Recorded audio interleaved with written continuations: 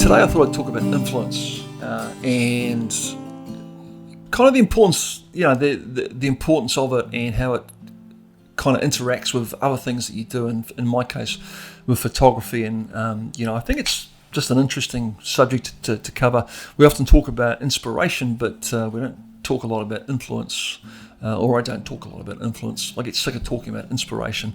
So I'll talk about the other I word today, which is this whole thing about influence. It kind of started with me, I guess 4 or 5 weeks ago. I've had several cases in the last 4 or 5 weeks where I've been influenced by different things, and they've kind of flowed through and reflected in my photography. The first influence I want to talk about is music-based, and I love music, and I would love to be a musician, but not talented enough, unfortunately. I often go on YouTube, and I love guitar. I love trying to play guitar, making a noise and upsetting my family members. And I often spend a lot of time on YouTube looking at guitar videos. And I was looking at a guitar video a couple of weeks ago. A guy put out a video on 10 songs that had influenced him to play acoustic guitar. First song he plays is "Hurt" by Johnny Cash, and instantly I kind of remembered some stuff about that song. I started off by watching this guy playing guitar, and then it kind of quickly moved to checking out the video by Johnny Cash, the "Hurt" video, and I got deeper into it. Great piece of music, great lyric. Started looking into the story behind the song, the story behind the writing of the song, how it nearly never happened for Cash. He kind of had the song presented to him by Rick Rubin. It was a Trent Reznor song, a 9 Inch Nails song. He didn't kind of dig the song when he first heard it. He got told to read the lyric. The story went, the rest is history, really, and created a memorable piece of music. There was an amazing video created for that, which kind of only enhanced the music tenfold. And it's a very poignant piece of music, a very poignant piece of filmmaking. It had a really profound effect on me over the last couple of weeks. Just that song, the lyrics, the visual of the video, and it kind of really flowed through to my photography.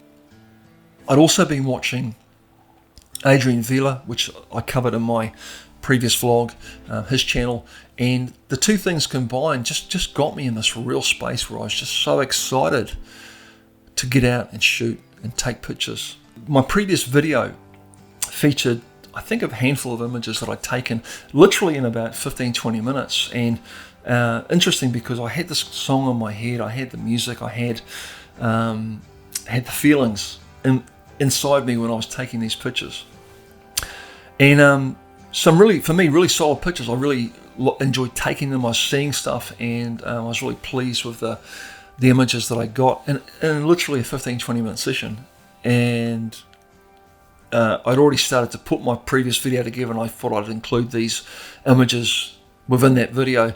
And I was looking for a piece of music, and I thought to myself, well, I've been influenced by this song, so how can I integrate that piece of music into my video? I have a rule. I have this rule that, for my vlog and for my videos, I like to try and use fresh music. I don't like to kind of use music that's well known or is kind of been around, because I think it kind of like I want the experience to be fresh for my viewers. So I kind of thought to myself, well, I really want to include this piece of music. How can I do it? So I thought, let's see if we can find a cover version of it. And I found a couple of really, really solid cover versions of the song. There was some really, really beautiful arrangements of that song, and one in particular that kind of just worked really well with my pictures. The really interesting thing about this piece of music was that it just kind of, I was happy with the pictures I'd taken, but when I put this music with them, it just made me see these pictures in a different light again. It's incredible that something you are close to anyway when you put something else, combine something else with it, it just made it even more powerful for me personally. I don't know about you as a viewer, but the images took on a new light. They took on a new feeling. It was all enhanced by this experience I'd had with this music, and not just one version of it, but several versions of it. So just really interesting. And like I say, like how the effect that it had on me, looking back at these pictures, like I saw them differently. It had an effect on how I edited the pictures. Just this feeling, this mood, this thing that was going on. Really interesting. And I think, just that whole idea of influence, how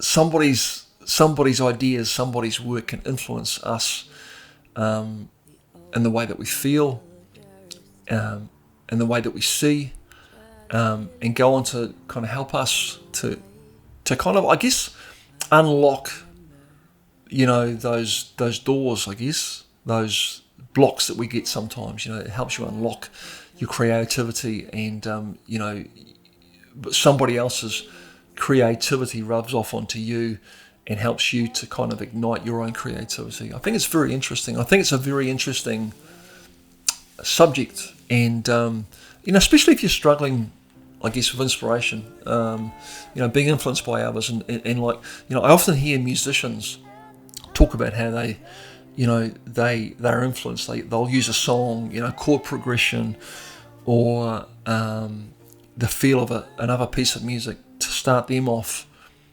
on the road to creating something fresh for themselves. Very interesting. Hope you get that. Hope I haven't rambled too much. Hope you've understood what I'm trying to get at today and in this video. I think it's an interesting topic to talk about, and hopefully you've gained something from it. That's it for this episode. Thanks for joining me again. I appreciate it. Before I go, just want to quickly have a shout out. Time to pay the bills. If you want to support my channel, the best way you can do that is by buying my book, Stolen Moments, which is available from my website. I'll put a link up here for it.